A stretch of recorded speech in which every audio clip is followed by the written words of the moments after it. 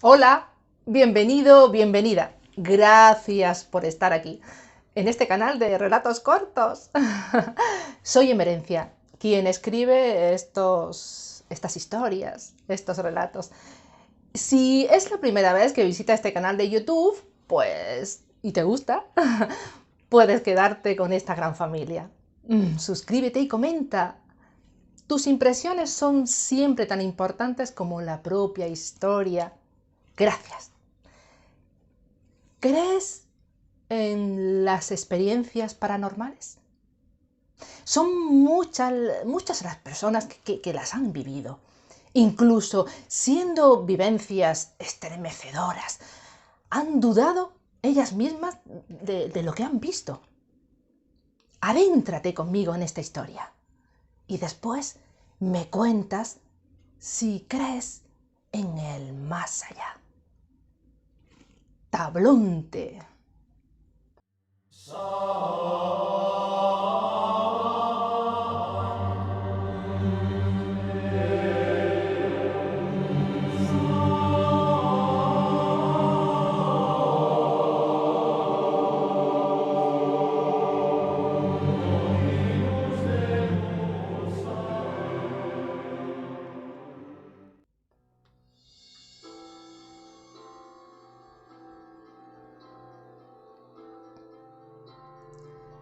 Raúl miró con mucha atención aquellas dos fotos. Yo andaba impaciente por saber qué opinaba. Este no iba a ser uno de esos vetustos edificios de ciudad con las paredes y techos aún intactos. Este era un trabajo singular y podría resultar también muy arriesgado. Tendríamos que adentrarnos en un lugar perdido y solitario, sin tener aún la experiencia de responder si ocurriera algo inesperado. Hasta ahora, todo había quedado en psicofonías y cierres inesperados de puertas. A estas respuestas de los espíritus ya nos habíamos acostumbrado, pero en un pueblo abandonado nunca sabes qué puede suceder. Yo no sabía con exactitud qué hechos acaecieron en este lugar llamado Tablonte. Llevaba décadas desierto y aún no se conocía las causas exactas de su abandono. Nadie quiso contarme nada de lo ocurrido allí. Localicé descendientes de pobladores, pero ninguno se dignó a decir nada. Insistían en que el pasado había que enterrarlo. Y esto fue lo que realmente nos despertó la curiosidad a Raúl y a mí de este pueblo. Además, en el lugar aún se conservaban restos de un asentamiento amurallado del siglo XVI. Pobladores moriscos habían vivido en estos entornos y con toda seguridad alguno de ellos podría estar allí. Eran motivos suficientes para ir y descubrir más de su mundo oculto. Así que decidimos comenzar una investigación paranormal. Tras 4 horas de viaje, dejamos la carretera nacional y nos adentramos en un camino de tierra. Un camino que nos zarandeó hombro con hombro, sacudiéndonos como cántaras. Raúl, agarrado al volante, arremetía contra las curvas cerradas y mi cara más de una vez se pegó contra el cristal de la puerta. Nos habíamos propuesto llegar al mediodía para tener tiempo de reconocer el terreno, señalar aquellas zonas más peligrosas que nos permitiera con confianza andar de noche y, por supuesto, preparar el equipo. Pero, a causa de un contratiempo con el que no contábamos y a falta de algunos kilómetros, tuvimos que dejar el coche y proseguir caminando. El puente principal que atravesaba el torrente estaba intransitable. Unas rocas cerraban el paso y solo podíamos avanzar por un antiguo puente peatonal de tablas. Tablas que crujían a cada pisada que dábamos. Con las mochilas cargadas sobre la espalda y el equipo en las manos, fuimos dando pasos lentos, tambaleándonos sobre aquella abismal garganta de piedra que se abría bajo nuestros pies. Cuando dejamos atrás el puente, subimos por unas escaleras labradas en la roca.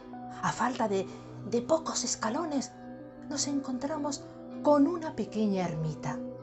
En su interior se hallaba una pequeña figura de San Cristóbal, el patrón de los viajeros. Era una señal de buen presagio. Pasaba ya 5 horas del mediodía y se nos echaba la tarde encima, y en una revuelta del camino por fin lo vimos. Estábamos ya muy cerca de Tablonte. A lo lejos apareció su campanario entre las copas de los olivos. Un sendero estrecho se abría en el terreno. El lugar no debería de estar muy abandonado, o quizás era una vereda de paso de ganado hacia otros lugares habitados. Tras subir una empinada cuesta de tierra, un grupo de altísimas y delgadas palmeras nos esperaba, a modo de centinelas. Nos quedamos quietos, viendo la primera estampa del lugar. Y fue cuando algo muy extraño me ocurrió. A lo lejos, entre los árboles, se entreveía la silueta de la iglesia. Parecía el único edificio en buen estado. Comencé a caminar hacia ella sin perder de vista el campanario. Conforme avanzaba, experimenté una sensación fría que se me metía por el cuello como un gato buscando calor. Según me aproximaba, las paredes de las casas cercanas las veía agrietarse. Se les desprendía su cubierta de cal. Los tejados se les oía derrumbarse en su interior. Restos de tejas y muros de piedra desplomados me cerraban el paso. Allí estaban aquellas paredes abiertas y asomándole en el interior ese esqueleto de vigas de madera, y en muchas de ellas, colgando, se mecían sus cuerdas desatadas. Las puertas se soltaban de sus anclajes, escupiendo clavos y astillas. Las ventanas desaparecían dejando oscuros huecos. Fue una vivencia extraña ver cómo esas casas sucumbían al deterioro. Mi mente y mi cuerpo se desconectaron y viví el paso del tiempo de una forma acelerada. Mi cuerpo se paró frente a las escaleras de la iglesia. Presentía algo y de pronto un roce en mi mano. Me giré y vi a Raúl, a lo lejos, acercarse a mí. No había nadie más. Nada se movía. Me fijé en los árboles de alrededor por si alguna rama me hubiera rozado. No había viento. No se escuchaba nada. Todo estaba en silencio. Por mucho que le contaba a Raúl lo que había sentido y visto, no me creía. Incluso me hizo dudar de mí misma. Puede ser que anduviera un poco ofuscada con este pueblo fantasma y comenzara a imaginar cosas. Sonia, ni se te ocurra comer mucho esta noche porque podrías sugestionarte aún más. Influye en la objetividad de la investigación, me dijo Raúl. Pero yo no podía contradecirme. Yo ya había vivido la sensación de una presencia ajena a nosotros. Sabía lo que era una manifestación extraña y muy diferente a un campo eléctrico humano. Nos adentramos por las calles principales, tragadas literalmente por un infinito yerbazal. El pueblo era más grande de lo que imaginábamos. Lo conformaban un caserón que se abría a la entrada principal del camino por donde habíamos subido, y alrededor de él se disponían pequeñas viviendas unas junto a otras. posiblemente de los trabajadores de la finca. Todo había sido saqueado y parte de los techos de la segunda planta se habían hundido. Descubrimos restos de un molino de aceite y tan solo quedaban de él las muelas de piedra. Un jardín yermo se abrió ante nosotros en un patio central. Algunos de los espacios podrían ser cuadras, eran reducidos y altos. Y por fin nos tropezamos con la torre defensiva de los tiempos nazaríes. Quedaba restos de una zona amurallada junto a ella, pero la mayor parte andaba desaparecida. La vivienda principal parecía que hubiese sido habitada hasta el siglo XIX, al encontrarnos retretes con cisternas elevadas aún. Una de las habitaciones conservaba en el techo y fue allí donde dejamos las mochilas. El techo estaba intacto. No sabíamos por qué, no se había caído. Y los sacos de dormir los pusimos sobre el suelo. Nos dispusimos a comer algo rápido y ver dónde íbamos a montar los equipos. Yo insistí que debíamos comenzar por el interior de la iglesia. Una pared de bloques de cemento tapiaba la entrada. Por un agujero deforme que había sido abierto a mazazos, pudimos acceder a la capilla. Al igual que el resto, era una desolación. Tampoco se había salvado del expolio que había sufrido todo. No quedaba nada. Incluso habían intentado arrancarle los clavos de adorno y el bocallave a su puerta principal. Atravesamos una pequeña antesala dejando atrás una segunda puerta de madera y a la derecha nos encontramos un hueco con una estrecha escalera de caracol que subía al coro y al campanario. En lo que era el altar, en la pared, se conservaban restos de un mural y sobre él habían hecho pintadas de pentagramas esotéricos. A un lado había una pequeña habitación, la sacristía. Piedras, tierras, maderas, botellas, latas, la imagen del vandalismo se repetía. El techo, con artesonado de madera, estaba intacto, salvo un boquete abierto justo encima del altar. Nos dispusimos a colocar los aparatos. Raúl salió a buscar los medidores Gauss de campos magnéticos, mientras yo colocaba los dispositivos de medición de temperatura. Instalé sensores de movimiento acústicos y luminosos. Los puse en las escaleras que subían al campanario y también en la entrada. Estaba segura que conseguiríamos psicofonías, voces y sonidos de los moradores de aquel lugar. Era un sitio estremecedor por sí mismo. Cuando volvió Raúl, insistió en que saliera. Tenía que ver algo en el exterior de la iglesia. Junto a la pared y delante de la sacristía se encontraba una zona vallada. Posiblemente sería el cementerio. Había restos de lápidas rotas, esparcidas entre troncos secos, piedras y malvas floridas. Las letras de las lajas estaban borradas. A un lado del cementerio había un pozo. Nos preguntábamos por qué estaría allí. Antes de que anocheciera, nos adentramos en una vivienda que se encontraba frente a la iglesia. Se respiraba un ambiente opresivo entre sus ruinas.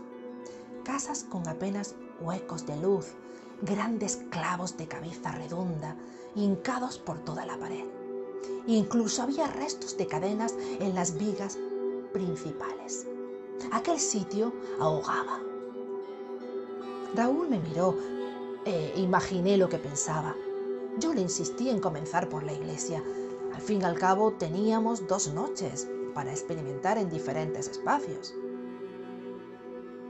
Esa noche nos acomodamos en un rincón de la iglesia durante 4 horas. Allí, preparados con todos nuestros aparatos dispuestos a captar cualquier cosa que alterara aquel lugar. Las cámaras fotográficas, analógicas y digitales, colocadas en los mismos ángulos para capturar figuras espectrales.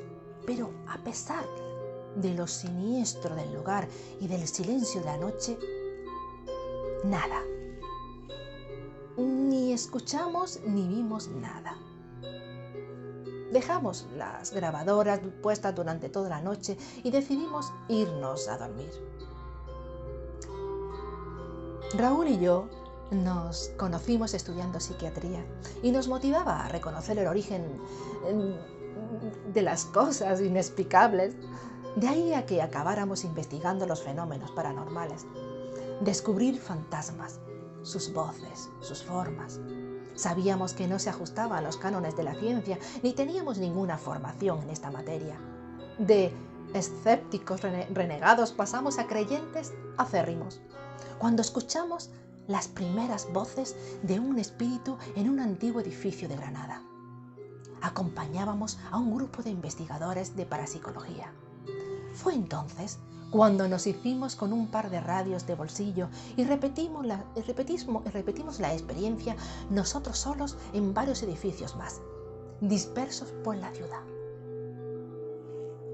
Enfrentarnos a nuevos misterios sin resolver es lo que últimamente nos apasionaba. Pero como toda pasión, también tiene sus desvelos. En aquel poblado Tablonte, yo no pude pegar ojo. No me quitaba de la cabeza aquella sensación que tuve en la mano. Era como si alguien hubiese intentado agarrármela. Raúl dormía cuando yo decidí salir fuera de la habitación. Era una noche muy cerrada. Toda la oscuridad de aquellas ruinas se enfrentaba a mí. Apenas se veían las siluetas de los olivos cercanos. Aún así salí. Bajé por la calle hasta la iglesia. Había aprendido a no tener miedo a la oscuridad y sabía que estábamos solos en aquel lugar desierto. O al menos eso creía yo. Faltaban 2 o 3 horas para el amanecer. Yo andaba impaciente por saber si algunos aparatos habían captado alguna presencia espectral. Cuando me disponía a entrar a la iglesia, escuché un sonido extraño. Me quedé quieta.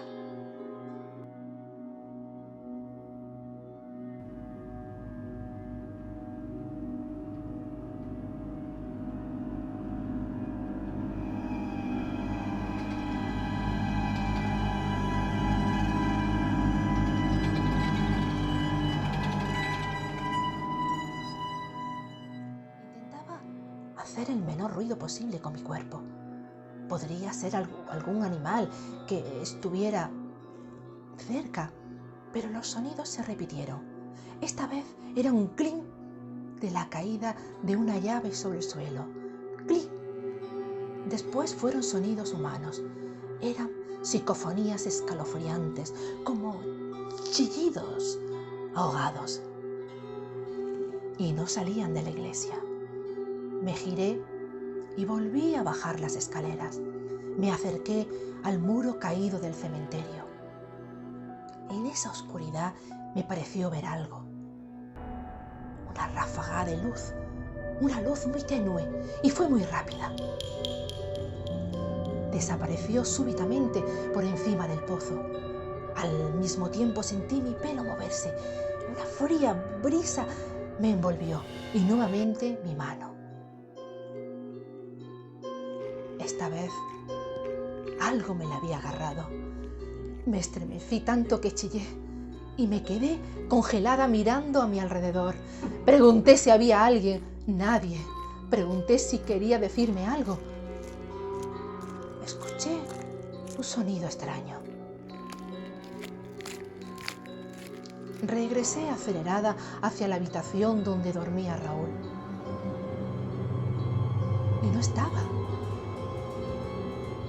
Aquello me puso muy nerviosa y fue cuando verdaderamente me asusté. Sabía de gente que había desaparecido de forma extraña en otros lugares abandonados. Rompí el silencio y grité, llamándole. Nada. Volví a gritar. Salí fuera. Entré al patio. Volví a llamarlo. Nada. Me arrinconé y me tapé con el saco de dormir. Esta vez sí que tenía miedo. Temblaba de pánico de pensar que me había quedado sola en aquel lugar. Un montón de ideas me vino a la cabeza. Salir corriendo, buscar auxilio, coger el coche, encontrar la población más cercana, llamar a la Guardia Civil. Pero había que recoger todo el material de investigación, los aparatos. ¿Qué era aquello que me había cogido la mano? ¿Qué le había pasado a Raúl? ¿Y si Raúl no apareciera? Yo seguía con las piernas encogidas, abrazadas contra el pecho y tapada completamente por el saco. No podía moverme, no quería mirar, no quería respirar. Me intenté tranquilizar. Canturreaba, hablaba sola y de pronto sentí que alguien me quitaba el saco de la cabeza. ¿Qué te pasa, Sonia? He escuchado los gritos y vine corriendo. ¿Qué hacías? ¿Y tú, Raúl? ¿Dónde estabas? Salí a mear y luego fui a la iglesia. Yo vengo de la iglesia y aún no vi a nadie. No te vi. Pues estaba dentro. Y estaba solo. Algo me ha vuelto a coger la mano. Bah, este lugar te está volviendo loca. Sonia, ¿te imaginas cosas que no pasan? Gritas y te escondes en un rincón tapada hasta la oreja. Esto nunca te había ocurrido antes. Te digo que hay alguien aquí. ¿Y cómo es que no te he visto en la iglesia? Cuando me fui, tú estabas durmiendo. Déjalo ya. Tienes una paranoia. Creo que empiezas a confundir el espacio y el tiempo. Mira, está amaneciendo. Y tenemos que ver si ha recogido algo el equipo. Aparte de tus gritos, claro. Venga, relájate. Quédate aquí. Iré yo. No, iré contigo. Has sido cerca del cementerio. He escuchado psicofonías claras, una llave, voces. He visto una luz. Era un espectro. ¿Y sabes, Raúl no olía a nada. ¿Lo has visto o crees haberlo visto? O sea, que no estabas en la iglesia. Tal vez pueda tratarse de un alma perdida, un espíritu que sufriera una muerte traumática, o un alma atrapada en este lugar donde vivió y murió. O quizás se puede tratar de una de esas almas que andan jugando, tocando a las personas. Es una posibilidad. Sonia, no le des más vueltas. Vamos a esperar a ver las grabaciones. Cuando comenzó a aclarar el día, fuimos los dos a la iglesia. Comprobamos el equipo. Parecía estar bien, pero nos dimos cuenta de que un sensor se había activado solo y uno de los aparatos se había desplazado. Yo lo había colocado apuntando para la puerta y ahora estaba apuntando a la sacristía. Raúl desconfió. Yo preferí echarme la culpa, puesto que había sido yo quien lo había situado en cada punto, aunque en el fondo yo sabía que algo extraño los había movido. Era mejor así. Raúl en ningún momento había notado nada. No podíamos contrastar los hechos. Durante la mañana estuvimos inspeccionando el resto del poblado. El aljibe que recogía el agua, las acequias para canalizarla, los hornos de pan, todo en un lamentable estado de abandono, destruidos. Hubo algo que nos llamó la atención. Se repetían los pentagramas esotéricos sobre una especie de mesa elevada hecha de cemento, en una de las habitaciones más grandes, como si de un altar se tratase. Todas las paredes y el suelo tenían pintadas. Había palabras en latín aludiendo a Lucifer. Eran símbolos satánicos y frases propias de invocaciones diabólicas y sacrificios de animales. Era la primera vez que veía a Raúl nervioso en Tablonte. Debíamos irnos de aquel lugar. Sabíamos que a partir de entonces los resultados nos iban a ser no iban a ser objetivos. Eran contradictorios. Por un lado, lo que a mí me había pasado y por otro, lo que habíamos descubierto en aquella habitación. Una mala energía podría estar imperando en aquel pueblo y podría aparecer en cualquier momento. No tiene que ser exclusivamente de noche ni a una hora determinada, como de hecho ocurrió. Cuando recogíamos los aparatos en la iglesia, de nuevo se escucharon ruidos y volvían a ser del exterior. Era una voz clara de mujer, como un quejido, un llanto. Luego fuera de un niño, como si la llamase. Esta vez las escuchamos los dos. Salimos corriendo a la puerta. Nada, nadie. Miré a Raúl y definitivamente debíamos de irnos de allí. Lo diabólico no estaba en nuestros planes de investigación. Pudimos quedarnos, pero empezábamos a curvarnos por el miedo. Al mínimo ruido estirábamos el cuello como un perro de la pradera. El pánico es un mal aliado para buscar fantasmas. Nos fuimos de allí. La vuelta fue en silencio. Era preferible escuchar el ruido real del motor, olvidarnos, al menos por esos momentos, olvidarnos de lo que había ocurrido. Bajé la ventanilla para sentir el aire en la cara. Me iba con la esperanza de que algún día pudiese volver, pero esta vez sería con expertos de parapsicología. Pasados unos días, nos reunimos Raúl y yo para ver los resultados. No había imágenes claras, ni cambios de temperatura. Las grabadoras sí que habían captado esos sonidos. Lo escuchamos más de 100 veces. Se repetía la voz de un crío. No se me quitaba de la cabeza aquel pozo del cementerio y lo que vi aquella noche. Había abierto una puerta a algo desconocido, un espíritu que quisiera escapar de aquellas diabólicas ruinas de Tablonte.